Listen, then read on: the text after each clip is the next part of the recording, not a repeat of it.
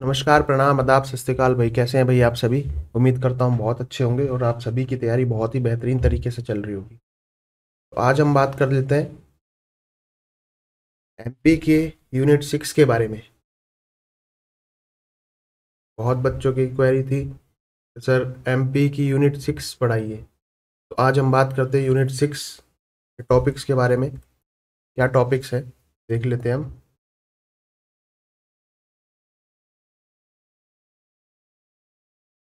Qualification and responsibilities of technical officials and coaches in various sports. आज हम बात करेंगे क्वालिफिकेशंस और उनकी कोचेस की रिस्पॉन्सिबिलिटीज के बारे में। साथ ही साथ बात करेंगे कोच के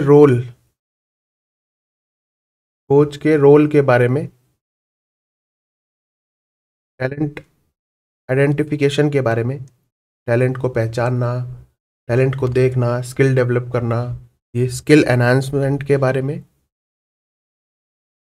और साथ ही साथ बात करेंगे relationship of coaches with athletes and spectators.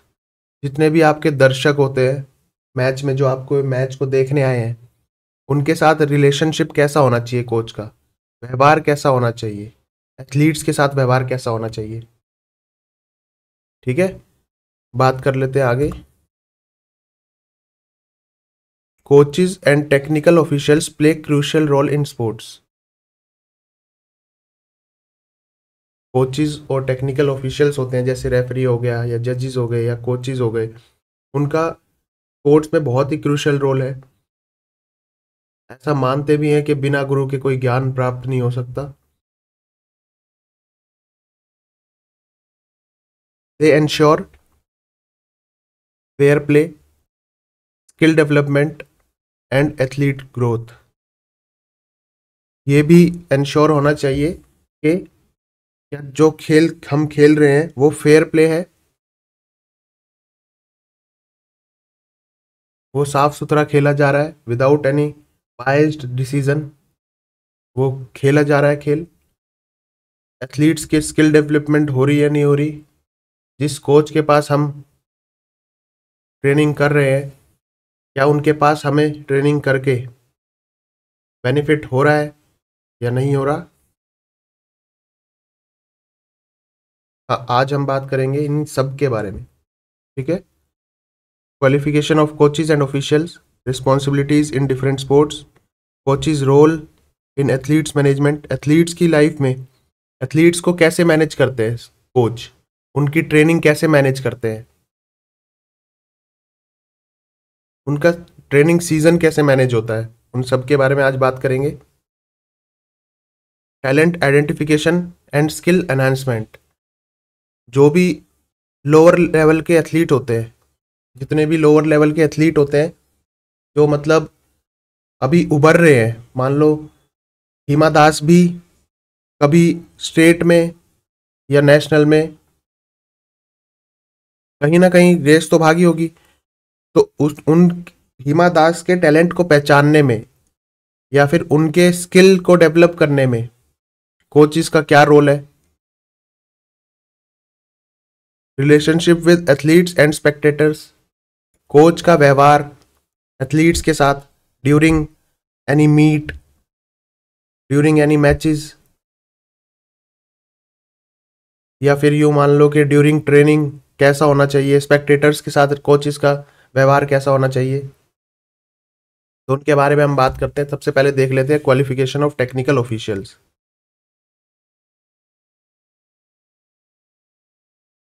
एक टेक्निकल ऑफिशियल की क्या क्या क्वालिफिकेशन होनी चाहिए। टेक्निकल ऑफिशियल्स में कौन कौन आ जाता है, ध्यान रखना बेटा। टेक्निकल ऑफिशियल में जहां भी टेक्निकल ऑफिशियल वर्ड आएगा उसमें आ जाते हैं आपके रेफरीज, अंपायर, जजेस। ठीक है, क्या क्या क्वालिफिकेशन होनी चाहिए। पहली बात तो उनके पास सर्टिफिकेट होना चाहिए। टेक्निकल ऑफिशियल बनने के लिए एक सर्टिफिकेट की रिक्वायरमेंट होती है। ठीक है, आप किसी को भी पकड़ के, या जिसको एक्सपीरियंस है, एक बार को तो मान लेते हैं कि जिसको बहुत ट्रेनिंग एज का एक्सपीरियंस है, बहुत काफ़ी लंबी ट्रेनिंग एज हो चुकी है, उनको फिर भी लोअर लेवल के मैचेस में आप रेफरी बना सकते हैं, जज बना सकते हैं, एम्पायर बना सकते हैं। लेकिन उसके लिए हायर लेवल के मैचेस के लिए आपको क्या, किस चीज़ की रिक्वायरमेंट है? सर्टिफिकेट की। अब चाहे वो सर्टिफिकेट एक नेशनल स्पोर्ट्स फेडरेशन से हो, एक पर्टिकुलर जिस भी गेम को या जिस भी स्पोर्ट्स का आप मैच खेल रहे हैं, उस स्पोर्ट्स की फेडरेशन, नेशनल बॉडी की फेडरेशन, नेशनल बॉडी से आप रिकॉग्नाइज्ड, आपके पास लाइसेंस हो ऑफिशिएटिंग का, या फिर अदर गवर्निंग बॉडीज जो है, लाइक फुटबॉल में फीफा, ठीक है, FIBA, IOC, NIS, most complimentary के मोस्ट प्रोबेबिलिटी अगर आपको एनएस है आपके पास, जिसे हम एनएस को क्या बोलते हैं? एनएस को क्या बोलते हैं? मक्का ऑफ इंडियन स्पोर्ट्स। ठीक है, अगर आपके पास एनएस का सर्टिफिकेट है तो आप कोच बनने के लिए या फिर टेक्निकल ऑफिशियल बनने के लिए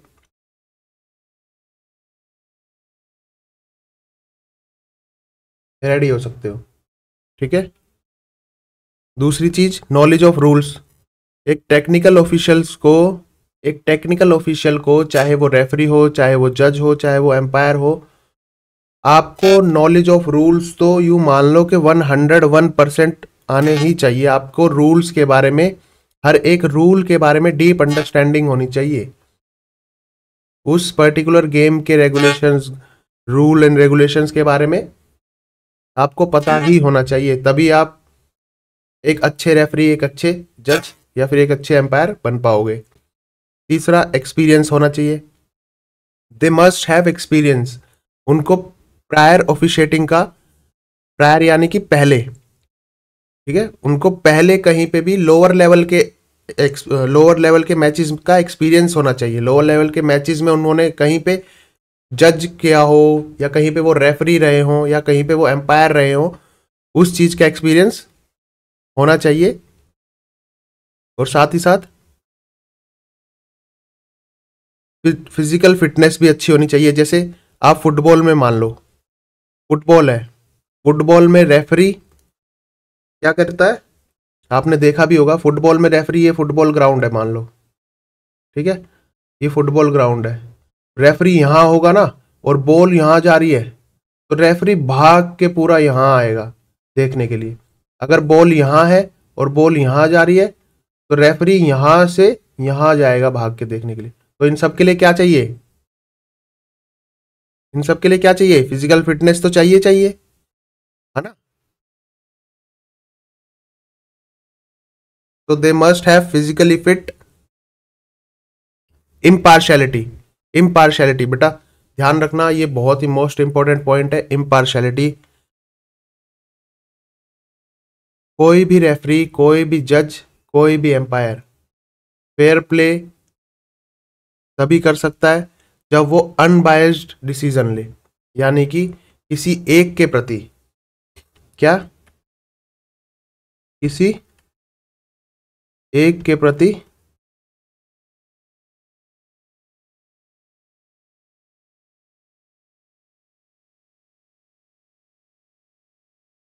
बायस्ड ना हो। ठीक है,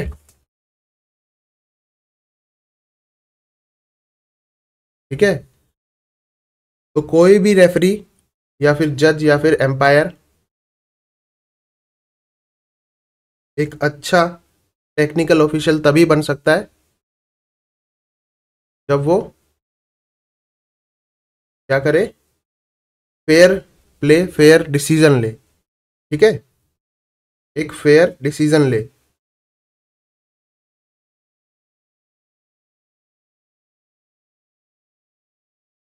वो किसी एक के प्रति पक्षपात ना करे, ठीक है ना। बायस्ड मतलब होता है ये बायस्ड, इस बायस्ड का मतलब होता है पक्षपाती, किसी एक के प्रति पक्षपात ना करे।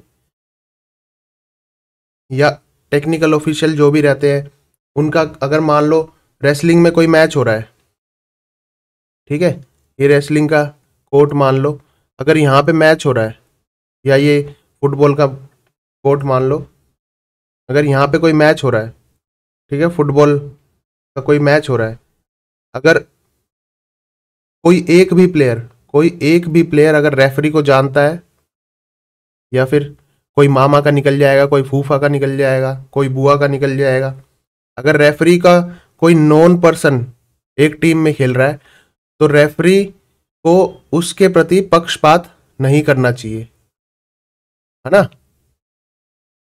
ठीक है, इम्पार्शियलिटी बहुत बड़ा फैक्टर है गेम को फेयर प्ले कराने में, और रेफरीज और जज को क्लीन चिट टेक्निकल ऑफिशियल बनाने में, है ना। अगर क्लीन चिट रहेंगे तो आगे भी उनका करियर भी टेक्निकल ऑफिशियल्स का अच्छा रहेगा। अगर वो पकड़े जाते हैं तो उनको क्या करते हैं, फेडरेशन से ही बैन करवा देते हैं, ठीक है। नेक्स्ट चलते हैं, रिस्पॉन्सिबिलिटीज ऑफ टेक्निकल ऑफिशियल। एक टेक्निकल ऑफिशियल में क्या क्या आते हैं, रेफरी, जज हो गया, रेफरी हो गया, एम्पायर हो गया, इन सब की रिस्पॉन्सिबिलिटीज क्या रहती है। सबसे पहली, एनफोर्सिंग रूल्स, मैंने बताया ना, ensure fair play and penalizing violations. अगर कोई भी प्लेयर कुछ भी रूल को वायलेट करता है तो उसके प्रति फेयर डिसीजन ले, चाहे वो उसका जानने वाला हो या उसकी टीम का या फिर उसका स्टूडेंट क्यों ना हो। अगर वो किसी भी रूल को वायलेट करता है तो उसके प्रति एक फेयर डिसीजन ले, ठीक है। दूसरा, safety, monitoring athlete safety and stopping unsafe play. अगर फुटबॉल मैच में एक प्लेयर को शिन पे लग जाती है तो क्या उसकी सेफ्टी का भी ध्यान रखे और गेम को वहीं पे स्टॉप करके पहले मेडिकल अथॉरिटी को बुला के उसको उसकी सेफ्टी इंश्योर करें उसकी प्लेयर की। तीसरा है डिसीजन मेकिंग, एकदम quick, with in a second decision हो। मान लो कुछ भी, एक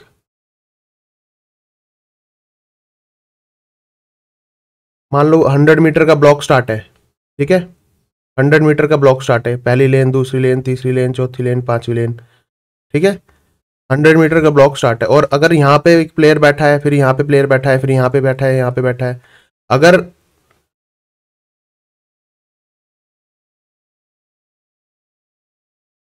एक टेक्निकल ऑफिशियल यहाँ खड़ा है और सब ने पोजीशन ले ली अपनी, सब ने ब्लॉक स्टार्ट में पोजीशन ले ली है, यहाँ से वाइट फ्लैग जो है वो अप कर दिया है, सबने पोजीशन ले लिया, और किसी ने भी अगर फॉल स्टार्ट किया, अगर किसी का भी फॉल स्टार्ट हुआ, फॉल स्टार्ट एक मिनी सेकंड का डिसीजन है फॉल स्टार्ट। अगर किसी ने भी फॉल स्टार्ट किया तो एकदम क्विकली रिस्पॉन्स करके उस रेस को क्या है वहीं पे स्टॉप करा देना, ठीक है, एकदम making quick accurate judgment. Offside call in football, जिसे हम फुटबॉल में ऑफ साइड कॉल भी बोल सकते हैं, या फिर ब्लॉक स्टार्ट पे फॉल स्टार्ट भी बोल सकते हैं। कन्फ्लिक्ट रेजोल्यूशन, अगर किसी भी मैच के बीच में किसी भी प्लेयर से प्लेयर की आपस में कहा सुनी हो जाती है, कोचेस की आपस में कहा सुनी हो जाती है, तो कॉन्फ्लिक्ट रेजोल्यूशन उसका माइंडसेट होना चाहिए,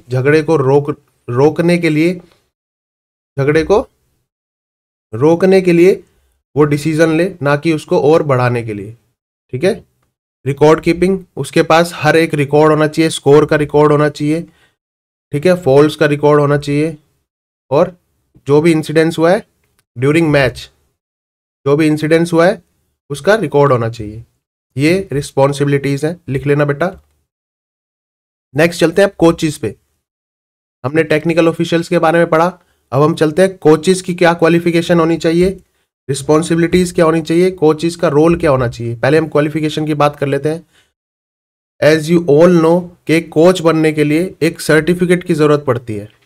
जैसे एक टेक्निकल ऑफिशियल बनने के लिए एक सर्टिफिकेट की जरूरत पड़ती है, same as it is coach बनने के लिए एक सर्टिफिकेट की जरूरत पड़ती है। सर्टिफिकेट कहाँ से मिलता है? किसी भी गवर्निंग बॉडी, स्पोर्ट्स बॉडी से, किसी भी एक गवर्निंग स्पोर्ट्स बॉडी, जैसे मान लो IAAF से, इंटरनेशनल एमेच्योर एथलेटिक फेडरेशन की किसी कोई भी एक कोर्स कराते हैं, मान लो लेवल 1 लेवल 2, ठीक है, same as it is football का कोई कोर्स कराते हैं लेवल 1 लेवल 2 कोचेस के लिए। उसके बाद नेशनल स्पोर्ट्स फेडरेशन से, नेशनल स्पोर्ट्स फेडरेशन से सर्टिफिकेट हो, जैसे वर्ल्ड एथलेटिक्स, ये वर्ल्ड लेवल पे इंटरनेशनल बॉडी है, वर्ल्ड एथलेटिक्स, ठीक है। नेशनल की कोई भी हो, जैसे NS NIS, ये आपको क्या है, कोचेस बनाती है, जिसे हम क्या बोलते हैं, अभी मैंने पहले ही बताया था। NS NIS को क्या बोलते हैं, ध्यान रखना,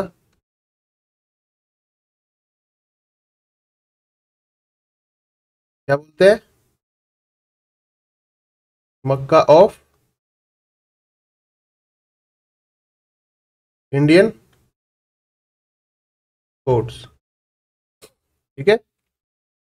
दूसरे पॉइंट पे चलते हैं। स्पोर्ट्स स्पेसिफिकेशन नॉलेज होनी चाहिए, स्पोर्ट्स स्पेसिफिक नॉलेज होनी चाहिए, चाहे वो किसी भी एक पर्टिकुलर स्पोर्ट्स का कोच हो, उसको टैक्टिक्स तुरंत इंस्टेंट प्लान, जिसे हम बोल सकते हैं एक instant plan, changing in plan, ठीक है। मान लो कबड्डी का मैच हो रहा है, ठीक है, और दो टीम का मैच आपस में हो रहा है, तो क्या है उसमें ब्रेक में जो कोच है वो प्लेयर को क्या करता है, सामने वाले टीम के बिहेव को देख के, सामने वाले टीम कैसा रिस्पॉन्स कर रही है, कैसा खेल रही है, कौन प्लेयर कैसा खेल रहा है, उसको देख के तुरंत उसको जो ब्रेक में है, ब्रेक में हिदायत देता है, या यूं मान लो कि टैक्टिक्स बताता है, ठीक है। वो होनी चाहिए, वो एक कोच में पता होना चाहिए कि सामने वाली टीम कैसी खेल रही है, तो उसके अकॉर्डिंग हमें कैसा परफॉर्म करना है, तो उसको हम बोलते हैं टैक्टिक्स, जो एक इंस्टेंट प्लान हो, जो एक इंस्टेंट आपका क्या है, सामने वाली टीम को देख के तुरंत आपका चेंजिंग इन आपकी टेक्निक्स, ठीक है, टेक्निक्स पता होनी चाहिए, ट्रेनिंग मेथड पता होना चाहिए, ट्रेनिंग साइकिल पता होनी चाहिए कोच को उस स्पोर्ट्स का। अब यूं मान लो कि मैं एथलेटिक्स की बात कर लेता हूं, एथलेटिक्स की बात कर लेता हूं। अब एथलेटिक्स में 3 सीजन है, ऑफ सीजन, मिड सीजन और ऑन सीजन, जिसे हम स्पीड सीजन भी बोल लेते हैं, ठीक है। तो इसमें क्या है, एक कोच को इन तीनों के बारे में, ट्रेनिंग मेथड के बारे में, इन तीनों के ट्रेनिंग मेथड में, ट्रेनिंग साइकिल्स के बारे में पता होना चाहिए, तभी वो एक अच्छा कोच बन पाएगा, ठीक है। नेक्स्ट है फर्स्ट एड और CPR training. They must know about first aid, CPR training, कैसे एक एथलीट्स की सेफ्टी इंश्योर की जा सकती है। नेक्स्ट है कम्युनिकेशन स्किल्स। एक कोच की कम्युनिकेशन स्किल्स पे आपका और कोच का, एक प्लेयर और एक कोच का रिलेशनशिप डिपेंड करता है कि आपकी कोचेस की क्वालिफिकेशंस या फिर कोचेस की कम्युनिकेशंस कैसी है। वो सामने वाले प्लेयर को, अपने स्टूडेंट को motivate, time to time motivate करता रहे, ठीक है, उसको अच्छी नॉलेज दे, स्पोर्ट्स के बारे में नॉलेज दे, पढ़ाई के बारे में कुछ नॉलेज दे, उसको आगे की तरफ अग्रसर करता रहे, ठीक है ना। एक स्टूडेंट को एक प्लेयर की जिंदगी में बेटा बहुत उतार चढ़ाव आते हैं, आप सभी को पता है। ठीक है, किस टाइम पे बच्चे को मोटिवेट करना है, प्लेयर को मोटिवेट करना है, किस टाइम पे उसको अकेला छोड़ना है, किस टाइम पे उसको उससे बैठ के बात करनी है, ये कम्युनिकेशन स्किल्स मस्ट है कोच के लिए। ठीक है, किस किस टाइम पे एथलीट को या प्लेयर को इंस्ट्रक्ट करना है, बताना है कि अब ऐसे ट्रेनिंग करनी है, अब ऐसे हमारा प्लान है। ठीक है ना। एक्सपीरियंस, प्लेइंग और coaching background in the sports. इसमें क्या है आपका एक्सपीरियंस, एक कोच के पास एक्सपीरियंस होना, या यूं मान लो अच्छा कोच बनने के लिए एक्सपीरियंस होना जरूरी है। और मैं तो पर्टिकुलर ये मानता हूं बेटा कि एक अच्छा प्लेयर, कभी कभी क्या होता है, एक अच्छा प्लेयर एक अच्छा कोच नहीं बन सकता, एक अच्छा कोच एक अच्छा प्लेयर नहीं बना सकता। ठीक है, वो दोनों की तरफ से, एक प्लेयर की तरफ से भी और एक क्या कोच की तरफ से भी मैटर करता है। वो दोनों आपस में उनका कैसा रिलेशन है, वो दोनों आपस में कैसे बात करते हैं, कैसे वो कोच प्लेयर को मोटिवेट करता है, कैसे प्लेयर कोच को अपनी सिचुएशंस बताता है, तो उन चीजों पे डिपेंड करती हैं। ठीक है, हालांकि हमारे पंजाब में एक कोच हैं एथलेटिक्स के ही, उन्होंने उनके स्टूडेंट्स नेशनल रिकॉर्ड होल्डर रहे हैं और अभी भी नेशनल रिकॉर्ड होल्डर है 100 मीटर में, 200 मीटर में। लेकिन उन कोच के पास प्रायर कोई एक्सपीरियंस नहीं है, किसी भी मैच का, किसी भी स्पोर्ट्स का प्रायर एक्सपीरियंस नहीं है। लेकिन फिर भी उनके पास ऐसे स्टूडेंट हैं जो नेशनल रिकॉर्ड होल्डर है, उन्होंने बनाए हैं, है ना। तो एक्सपीरियंस काम करते करते ही आएगा। तो नेक्स्ट चलते हैं रिस्पॉन्सिबिलिटीज ऑफ कोचेस पे। एक कोचेस की रिस्पॉन्सिबिलिटीज क्या क्या होनी चाहिए। अभी हमने क्वालिफिकेशंस के बारे में बात करी थी, अब हम बात करते हैं रिस्पॉन्सिबिलिटीज क्या क्या होनी चाहिए। ट्रेनिंग एंड डेवलपमेंट, एक कोच की रिस्पॉन्स मस्ट, या यूं मान लो सबसे फर्स्ट रिस्पॉन्सिबिलिटी यही है, ट्रेनिंग एंड डेवलपमेंट। एक प्लेयर का एक प्लेयर एक प्लेयर लाइफ में क्या चाहता है कि उसका जो करियर है वो अपवर्ड ही ग्रो करे, है ना। तो उस कोच पे भी डिपेंड करता है कि जो उनके प्रैक्टिस सेशन है, जो ट्रेनिंग पीरियड है उनका प्रैक्टिस सेशन, या फिर जो भी उनका ट्रेनिंग पीरियड है, वो कैसे इंप्रूव हो, वो कैसे डिजाइन करना है। ठीक है, कंपटीशन के टाइम पे कैसे डिजाइन करना है। एक पीसीटी फेस होता है बेटा, ध्यान रखना, जिसको नहीं पता मैं बता देता हूं।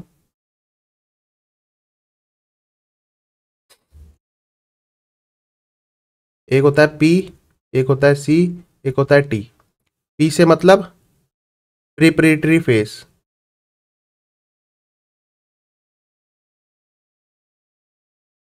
सी मतलब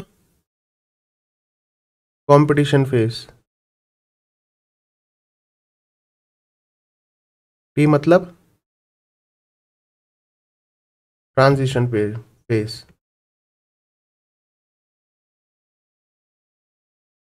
ठीक है, प्रिपरेटरी फेस में क्या है, एक कोच एक प्लेयर के ट्रेनिंग टाइम को देखता है, उसकी ट्रेनिंग को देखता है, उसकी प्रैक्टिस सेशंस को देखता है, उसके तीनों सीजन्स के बारे में, यानी कि off season, on season, mid season, इन सभी को सही तरीके से मैनेज करके चलता है। किसके लिए, सेकंड फेज के लिए, जो है हमारा कंपटीशन फेज।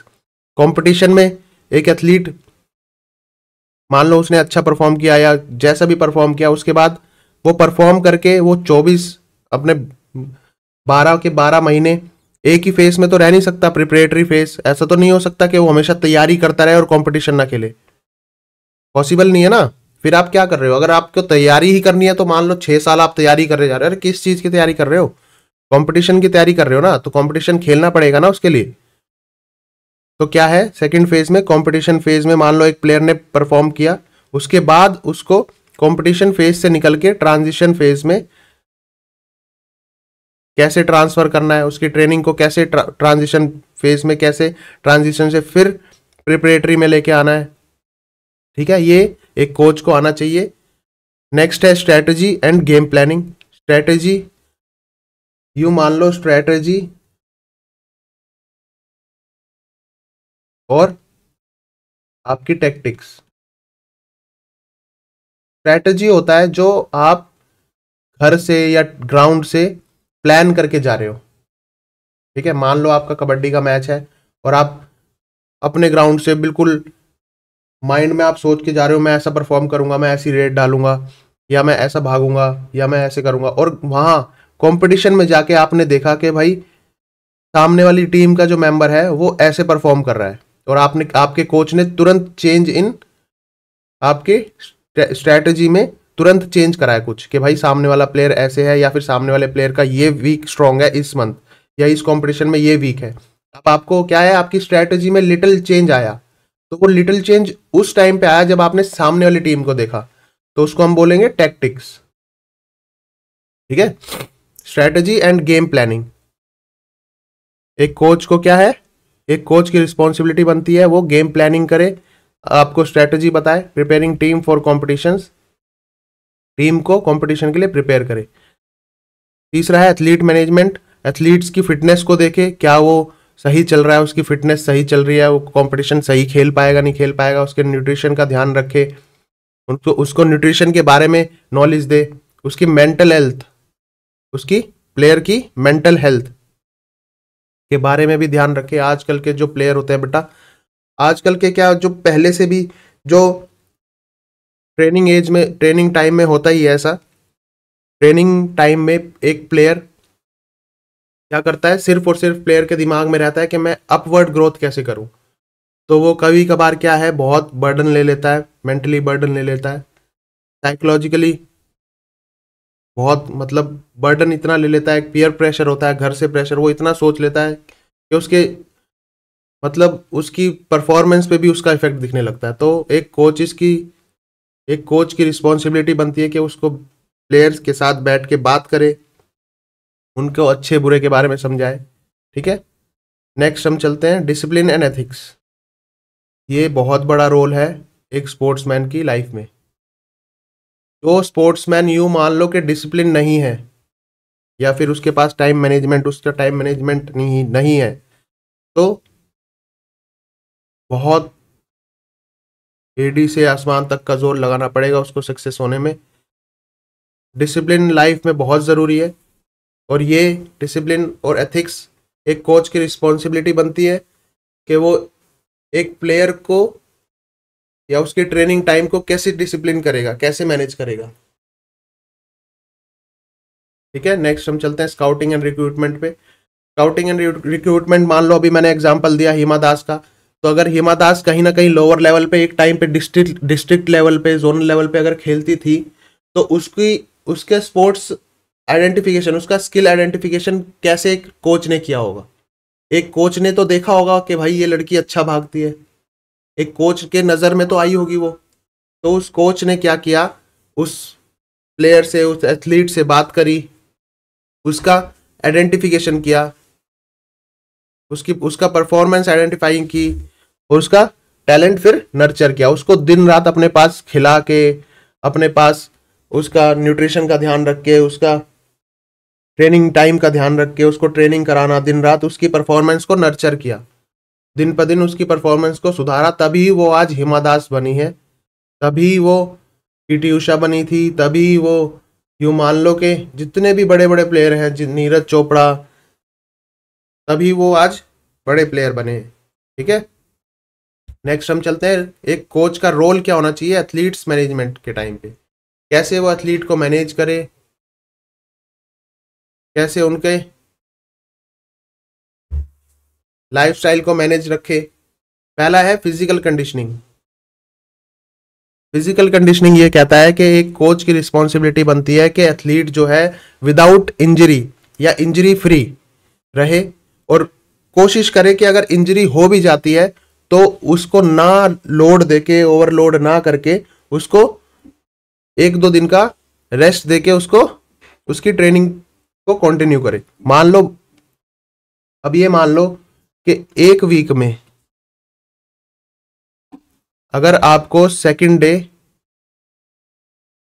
आपको इंजरी हो जाती है, मंडे को या ट्यूसडे को आपको इंजरी हो गई, ठीक है, तो इंजरी जब हो गई, अगर इंजरी होने के बाद भी आप पूरे वीक में वर्कआउट करते रहोगे, पूरा वीक आपने वर्कआउट किया पूरा वीक, उससे क्या होगा, आपका एक वीक तो खराब होगा ही होगा, साथ में आने वाले 10 दिन या 15 दिन या 1 महीना या 6 महीने भी खराब हो सकते हैं।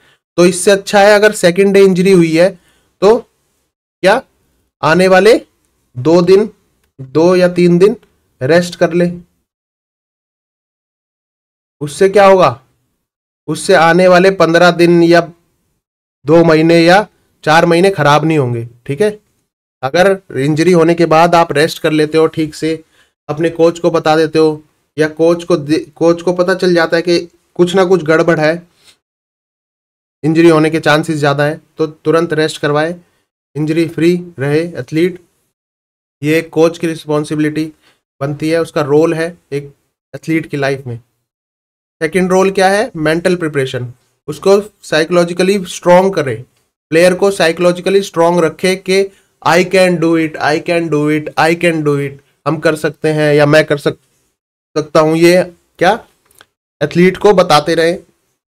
तीसरा है पर्सनल डेवलपमेंट, पर्सनल लेवल पे भी उनको कुछ ना कुछ नॉलेज देते रहे, उनको डिसिप्लिन बताते रहे कि भाई ऐसा करना चाहिए लाइफ में, ऐसा ये अच्छा होता है, ये बुरा होता है, टीम वर्क के बारे में सिखाए, लीडरशिप क्वालिटीज के बारे में सिखाए, कैसे टीम को लीड करना है, ठीक है। परफॉर्मेंस एनालिसिस, कोच का रोल है कि एक प्लेयर के परफॉर्मेंस को एनालाइज करे। अब वो कैसे भी एनालाइज कर सकता है, वीडियोस के थ्रू, फोटोज के थ्रू, या फिर लाइव आपके सामने आपको बोले कि मेरे को ट्रायल दे, ठीक है, टाइम ट्रायल दे, या फिर कुछ भी XYZ एग्जाम्पल ले सकते हैं, अपने सामने बिठा के आपकी परफॉर्मेंस को एनालाइज करे, देखे कि इंप्रूव हो रही है या नहीं हो रही।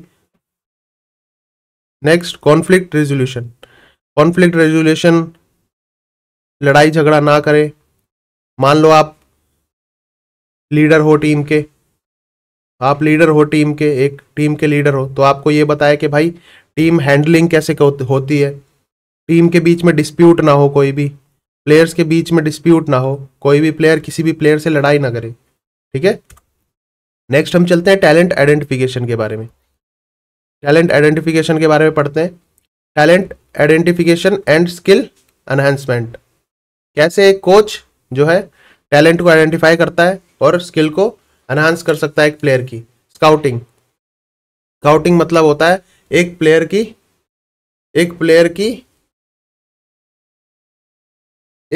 की परफॉर्मेंस को या फिर उसके पोटेंशियल को ऑब्जर्व करना, ठीक है, observing young athletes for potential. एक प्लेयर या फिर एक जो भी बच्चा है, मान लो कोई भी बच्चा है, अगर वो गली में भाग रहा है तो एक कोच ही उस बच्चे को भागते हुए देख के बोल सकता है कि यार ये इस चीज के लिए, इस पर्टिकुलर रेस के लिए बना है, या इस पर्टिकुलर मैच के लिए, या इस पर्टिकुलर स्पोर्ट्स के लिए बना है, ठीक है। स्किल असेसमेंट होना चाहिए उसमें। Evaluating strength and weakness, player की स्किल कैसी है प्लेयर की, इनबिल्ट स्किल होती है प्लेयर्स में, वो कैसी है, उसकी स्ट्रेंथ क्या है, किस पर्टिकुलर इवेंट में अच्छा कर सकता है वो, उसकी वीकनेस क्या है। मान लो किसी प्लेयर में एंड्योरेंस है, ठीक है, स्पीड नहीं है, या किसी प्लेयर में स्पीड है एंड्योरेंस नहीं है ना, तो वो काम भी कोच का है। नेक्स्ट, पर्सनलाइज्ड ट्रेनिंग, हर प्लेयर की अलग अलग ट्रेनिंग फैक्टर होते हैं। एक प्लेयर एक हफ्ते में कई बार, एक प्लेयर एक वीक में मान लो 5 ट्रेनिंग सेशन है, एक वीक में 5 ट्रेनिंग सेशन है, तो कई बार करता है प्लेयर वन, जो वन प्लेयर है वो 2 सेशन अच्छे करेगा, 2 सेशन अच्छे करेगा, और जो सेकंड प्लेयर है वो क्या करेगा, वो मान लो 4 सेशन अच्छे करेगा।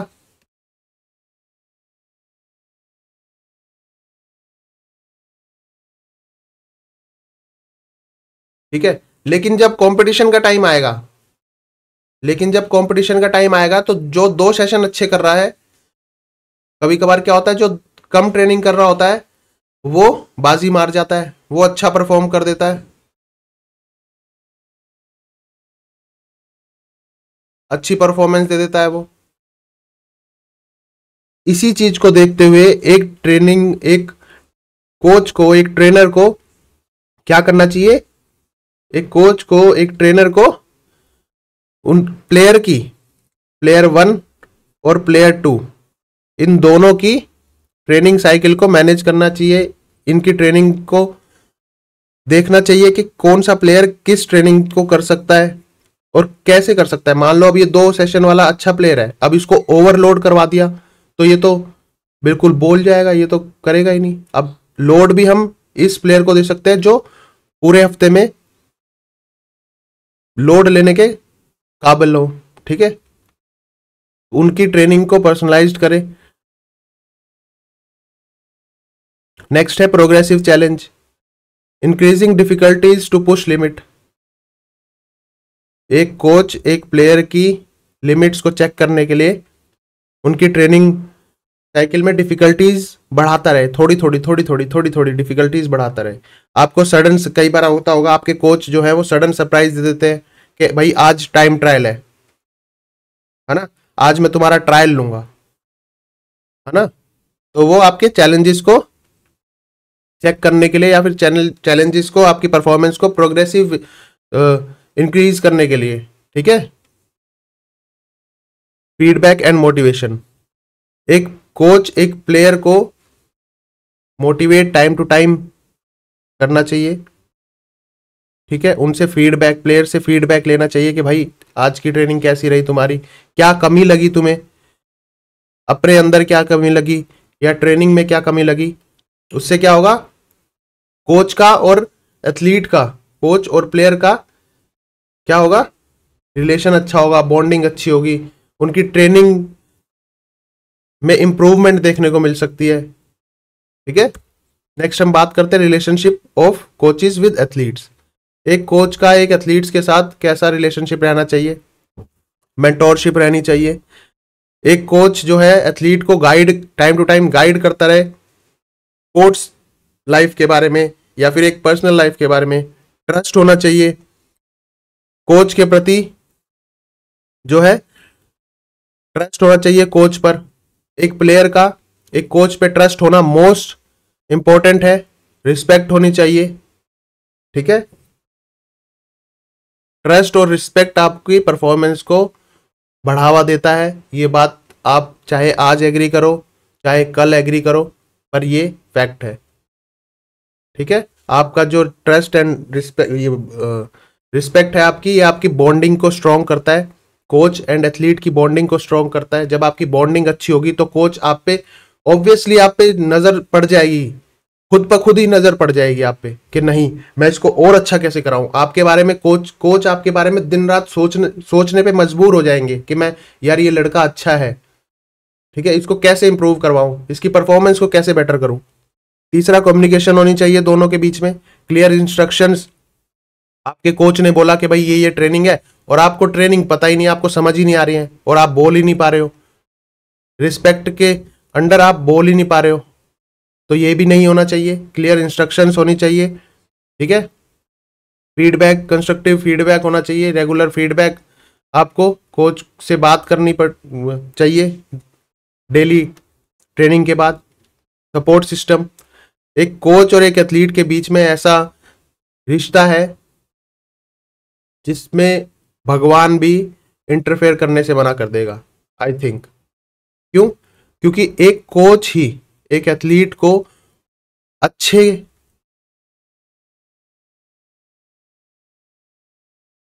और बुरे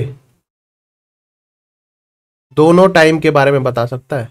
एक अच्छा टाइम एथलीट का, मान लो परफॉर्मेंस अप जा रही है, ठीक है, परफॉर्मेंस जो है वो अप जा रही है, तो ये अच्छा टाइम ही तो ये अच्छा टाइम ही तो हुआ एक एथलीट का। तो इस टाइम पे भी कोच आपको बताएगा कि परफॉर्मेंस अप जा रही है, हमें कैसे मेंटेन रखना है इसको, और अगर परफॉर्मेंस डाउन जा रही है तो इसको कैसे मैनेज रखना है, ठीक है, इस पे कैसे वर्क करना है हमें। तो सपोर्ट सिस्टम होना चाहिए। नेक्स्ट हम बात कर ले relationship of coaches with spectators. जो भी आपके मैच को देखने आते हैं, दर्शक देखने आते हैं, ठीक है, आपके फ्रेंड्स फैमिली मेंबर्स देखने आते हैं, उनके प्रति कैसा बिहेवियर होना चाहिए, उनके प्रति कैसा रिलेशन होना चाहिए कोच का, ठीक है, रिप्रेजेंटिंग द टीम। एक कोच जो है एक टीम को लेके जाता है, एक टीम को बनाता है, एक टीम को गैदर करता है, ठीक है, एक टीम को टीम बनाता है। तो अगर वो टीम को टीम बना रहा है तो उसको they must act professionally in public. वो पब्लिक में, क्योंकि वो अब अपने ग्राउंड में नहीं है ना, वो अपनी जगह पे, अपने ग्राउंड में, अपने कोर्ट में, अपने ट्रैक पे, अपने घर पे नहीं है। वो प्लेयर्स को अपने ग्राउंड पे कुछ भी बोल सकता है, कुछ भी कह सकता है, कुछ भी मार मार के उनको समझा सकता है, ठीक है, लेकिन स्पेक्टेटर्स के सामने नहीं। जो भी आपको समझाना है, बात करनी है प्लेयर्स को, ठीक है, गुस्सा करना है प्लेयर्स पे, अपने एथलीट्स पे। एक प्लेयर तभी गुस्सा करता है एक एथलीट पे जब उसको वो अपना मानता है। मान लो मैं तुम्हें अपना मान रहा हूं, मैं तुम्हें अपना भाई, अपनी बहन, अपना दोस्त मान रहा हूं, तभी मैं आपसे आपसे गुस्सा होऊंगा। अगर मैं आप मेरे लिए आप मैटर ही नहीं करते हो तो मैं आप पे गुस्सा भी होके क्या करूंगा, है ना। तो एक प्लेयर को स्पेक्टेटर्स के सामने, दर्शक के सामने प्रोफेशनली बिहेव करना चाहिए, टीम को अच्छे से समझाना चाहिए, अच्छे से बात करनी चाहिए। दूसरा, हैंडलिंग क्रिटिसिज्म। अगर अगर मैच अच्छा नहीं चल रहा है, आपकी टीम लो स्कोर कर रही है और पब्लिक ने और दर्शक ने, स्पेक्टेटर्स ने क्रिटिसाइज करना शुरू कर दिया, यानी कि कई बार होता है फुटबॉल मैच में या कबड्डी मैच में हु बू ऐसे करते हैं, है ना। उस टाइम पे प्लेयर्स के माइंड में साइकोलॉजिकली कैसे खेलना है, ठीक है, स्पेक्टेटर्स से लड़ाई नहीं करनी, स्पेक्टेटर्स की तरफ कामली देखना है, गुस्से भरी नजरों से नहीं देखना, ठीक है, उनको रिस्पॉन्ड एकदम कामली रिस्पॉन्ड करना है, ठीक है, उसको बोलते हैं हम हैंडली क्रिटिसिज्म। नेक्स्ट है प्रमोटिंग स्पोर्ट्समैनशिप। एक कोच जो है वो प्रमोट स्पोर्ट्समैनशिप को कैसे करेगा, स्पोर्ट्समैनशिप को कैसे प्रमोट करेगा, ऐसे ही करेगा ना जब अगर उसको बाहर का कोई व्यक्ति कोच को देख रहा है और वो कोच पॉजिटिव बिहेव कर रहा है अपने प्लेयर्स के साथ, तभी वो क्या तभी वो स्पोर्ट्समैन स्पिरिट को दर्शाएगा। और साथ ही साथ क्या, अगर कोच पॉजिटिव बिहेवियर रख रहा है किसके प्रति, फैन के प्रति, या किसी भी प्लेयर के फैन के प्रति पॉजिटिव बिहेवियर रख रहा है, तो वो भी एक स्पोर्ट्समैनशिप को कहीं ना कहीं दर्शाएगा। नेक्स्ट है मीडिया इंटरेक्शन। मीडिया के साथ इंटरेक्शन आपका कैसा है, एक कोच का मीडिया के साथ इंटरेक्शन कैसा है, मीडिया से ढंग से बात करनी है, बदतमीजी नहीं करनी, कुछ उल्टा नहीं बोलना। क्यों? क्योंकि मीडिया हमारे देश में, मीडिया का जो रोल है वो एक प्लेयर के लाइफ को उठाने के लिए भी बहुत मायने रखता है, एक प्लेयर की लाइफ परफॉर्मेंस को, एक प्लेयर की स्पोर्ट्समैनशिप को गिराने में भी बहुत मायने रखता है। तो coach must have know about the calmly responding reactions, है ना। एक कोच को ये पता होना चाहिए, दे मस्ट नो अबाउट के मीडिया के साथ कैसे पॉजिटिव बिहेव करना है, कब पॉजिटिव टॉक करनी है और कब नेगेटिव उनकी बातों का रिप्लाई करना है ना। अगर मान लो मीडिया कुछ आपके प्लेयर के प्रति कुछ उल्टा सीधा भड़काने की कोशिश कर रहा है, तब उसको कैसे डिनाई करना है, कब उस बात को कैसे डिनाई करना है, ये भी एक कोच को पता होनी चाहिए, है ना। नेक्स्ट है, अब देखो हमने क्या क्या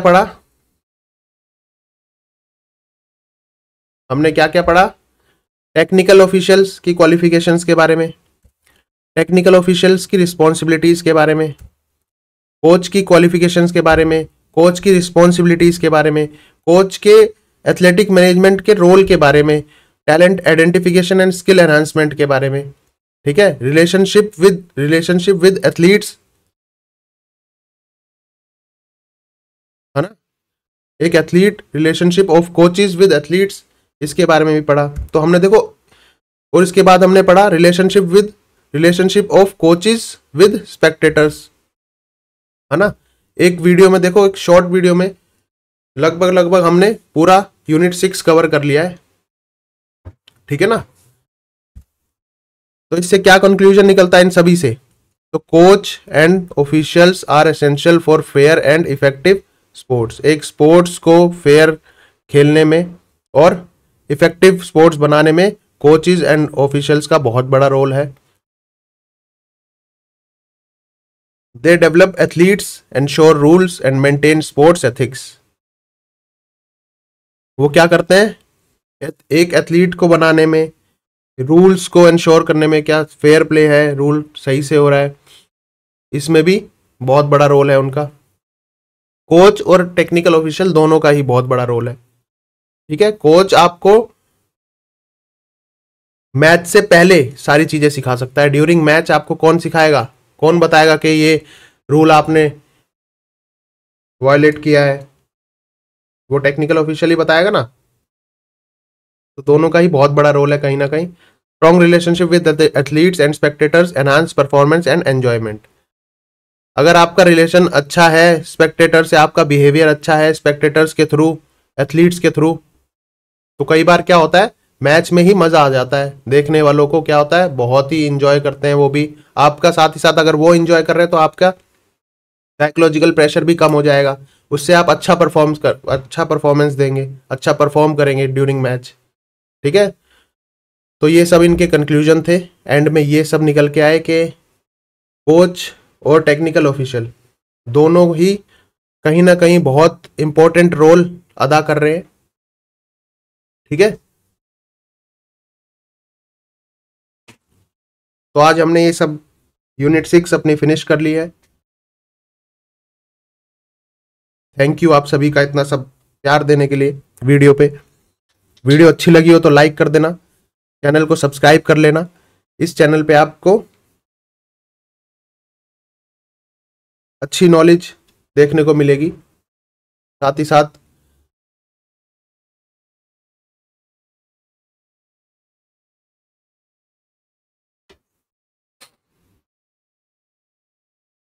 हमारे टेलीग्राम चैनल है, डिस्क्रिप्शन में लिंक मिल जाएगा, उसको ज्वाइन कर लेना।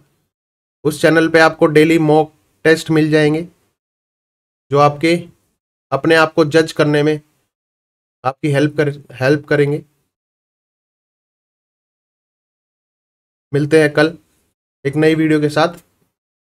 Till then bye bye, take care, सभी ध्यान रखेंगे अपना।